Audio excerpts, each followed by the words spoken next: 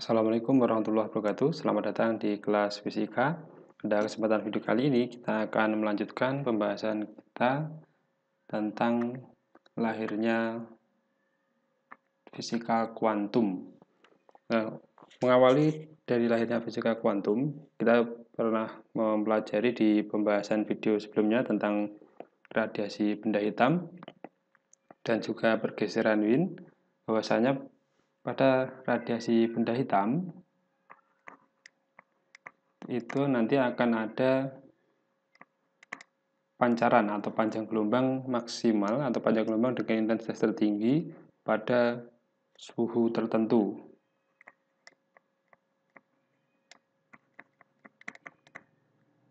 Yang kemarin atau di video sebelumnya kita bahas di pergeseran Wien. Jadi ini ada intensitas, kemudian di sini adalah panjang gelombang. Nah, pada suhu tertentu ternyata pancaran dari benda hitam itu membentuk kurva seperti ini.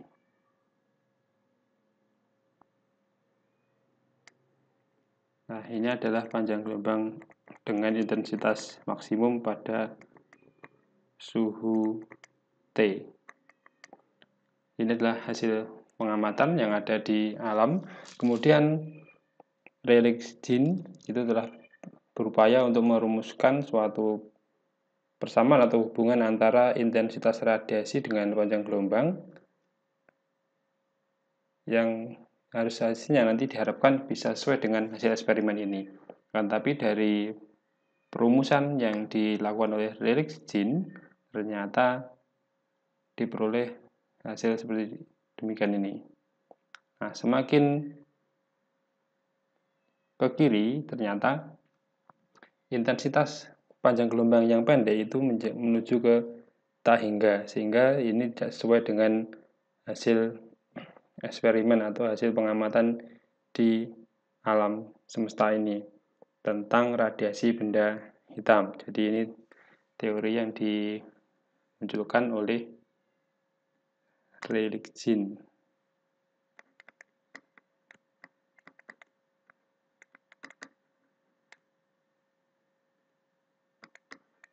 Ini adalah dua orang. Nah, teori ini didasarkan pada teori klasik cahaya sebagai gelombang. Nah, jadi persamaan yang ditemukan oleh atau yang dirumuskan oleh Rayleigh-Jean itu cocok untuk panjang gelombang tinggi, sedangkan untuk panjang gelombang yang rendah itu ternyata tidak sesuai dengan hasil pengamatan di alam. Nah, kemudian pada tahun 1900-an Max Planck mengusulkan atau melaporkan adanya temuan formulanya sedemikian rupa sehingga dia bisa memperoleh bentuk grafik spektra radiasi benda hitam yang sesuai dengan hasil pengamatan. Jadi untuk hasilnya atau misalkan ini adalah kurva dari yang diperoleh dengan perumusan Max Planck itu juga serupa dengan hasil pengamatan di alam semesta ini. Nah, ini jadi yang warna hijau ini adalah teorinya Max Planck.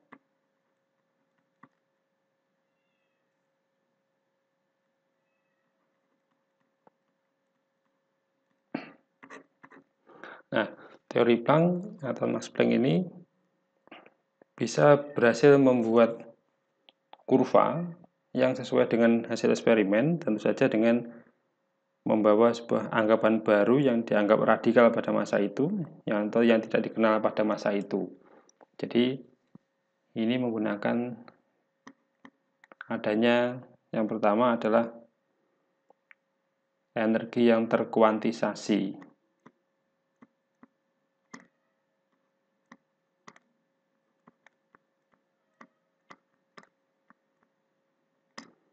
Nah, ini jadi getaran-getaran molekul dari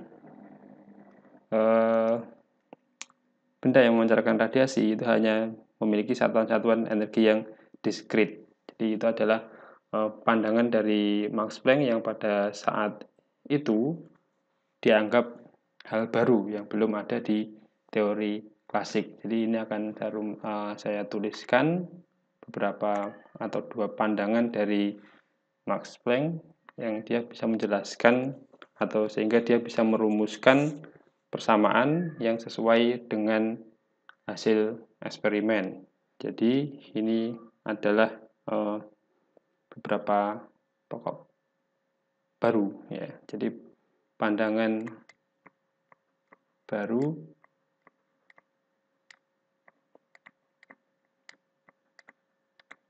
oleh Planck. Jadi yang pertama bahwa getaran molekul-molekul yang memancarkan radiasi hanya dapat memiliki satuan diskrit dari energi. Jadi saya tuliskan getaran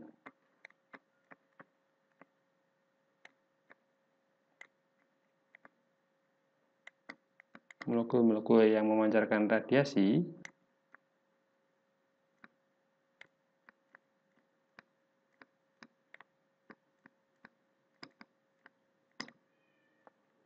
hanya memiliki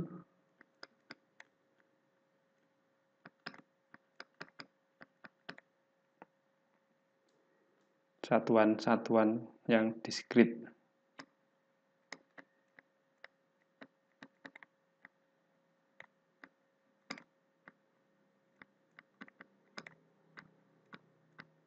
Dari energi.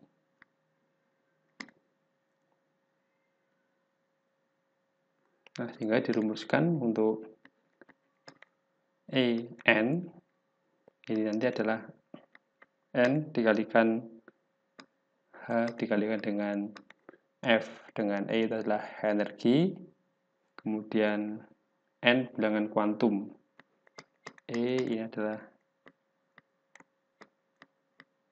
energi atau En berarti energi ke N, kemudian N ini bilangan kuantum,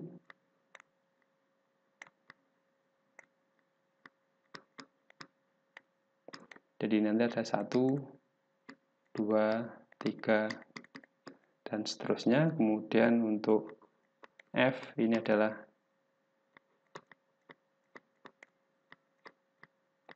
frekuensi, sedangkan H satuannya untuk frekuensi ini Hertz, kemudian energi itu adalah Joule, sedangkan H ini adalah tetapan Planck.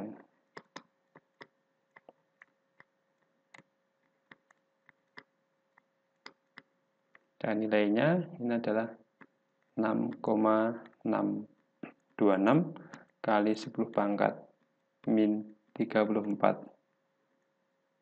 Joule sekon. Nah, itu adalah tetapan Planck.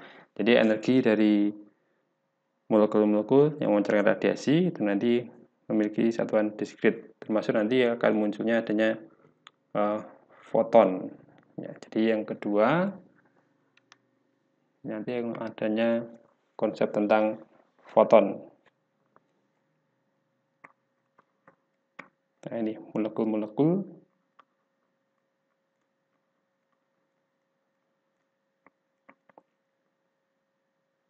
yang memancarkan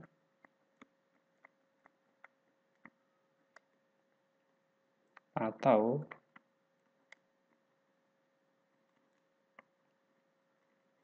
menyerap energi dalam satuan diskrit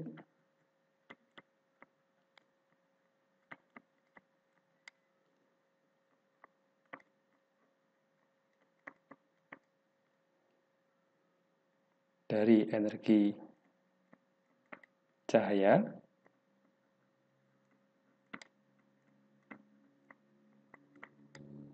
nanti akan disebut sebagai kuantum atau sekarang disebut sebagai foton.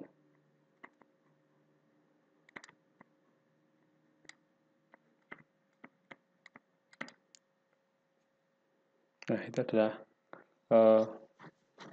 konsep lahirnya foton yang energinya itu adalah energi yang diskrit dengan perumusan E sama dengan N kalikan HF. Jadi untuk energi dari sebuah foton, ada foton cahaya gitu, maka energi dari sebuah foton cahaya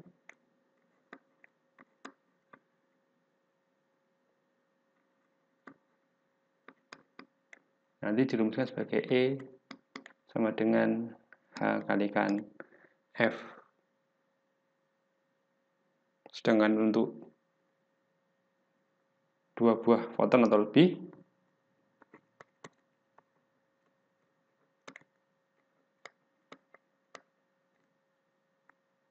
untuk N foton, misalkan untuk N foton cahaya, maka energinya adalah En sama dengan N kalikan H kalikan F, dengan N ini adalah jumlah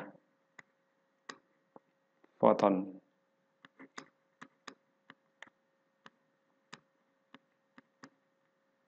Atau paket-paket energi dari foton. Nah, itu adalah awal lahirnya teori kuantum atau awal lahirnya fisika kuantum pada tahun 1900, sehingga dari situ muncul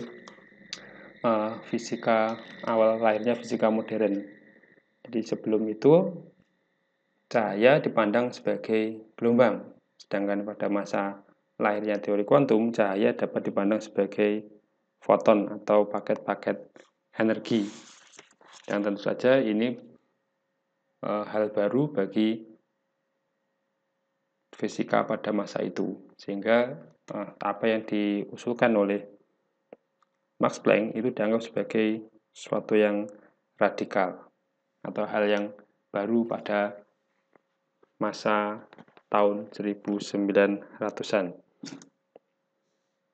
Nah, kemudian untuk selanjutnya kita akan mencoba sebuah soal atau contoh soal tentang tentang ini, energi dari foton. Nah, ini adalah soal tentang energi dari foton. Di soal itu disebutkan bahwa seberkas cahaya biru memiliki panjang gelombang 450 nanometer. Nah, pertanyaannya adalah hitung energi cahaya tersebut bila terdiri atas yang pertama 1 foton, kemudian yang kedua 2 foton, dan yang ketiga itu adalah 3 foton. Baik, kita akan mulai mengerjakannya. Kita ingat dulu persamaannya bahwa energi dari foton itu adalah NH kali H ya. Frekuensi, ini F itu frekuensi, jadi konstanta Planck kalikan frekuensi. Nah, di sini di soal ini tidak diketahui adanya frekuensinya, yang diketahui adalah panjang gelombang. Maka kita bisa ubah persamaan ini karena kita sudah tahu bahwa V itu sama dengan lambda F. Nah, V-nya V apa? V gelombang elektromagnetik, yaitu J sama dengan lambda F atau 3 kali 10 pangkat 8. Jadi untuk nilai dari J itu ada panjang gelombang dari cahaya. Sehingga nanti untuk F ini bisa diperoleh J per lambda. Sehingga persamaan ini adalah menjadi N H J per lambda. Baik, kemudian kita akan masukkan persamaan ini untuk mencari energi dari sebuah foton. Kemudian kita harus mengubah dulu panjang gelombangnya, di situ adalah lambda sama dengan 450 nanometer. Nah, ini jika diubah ke meter, maka ini setara dengan 450 kali 10 pangkat min 9 meter, atau boleh juga dituliskan dari 45 kali 10 pangkat min 8 meter. Nah, selanjutnya kita akan masukkan untuk yang pertama E1 berarti 1 kalikan H kalikan J per lambda, ini adalah 6,626, 10 pangkat min 34 dikalikan C 3 kali 10 pangkat 8 per 45 10 pangkat min 8, sehingga dari sini kalau dihitung ini ada 15, 6 per 15 itu sekitar 4,4 kali 10 pangkat min 10 pangkat min Joule. Nah, kemudian yang kedua untuk 2 buah foton. Jadi untuk E2 berarti ini adalah 2 kalikan Hc per lambda. Nah, Hc per lambda ini adalah E1 tadi. Jadi sama saja dengan ini dikalikan dengan hasilnya tadi 4,4 kali 10 pangkat min 19, sehingga ini adalah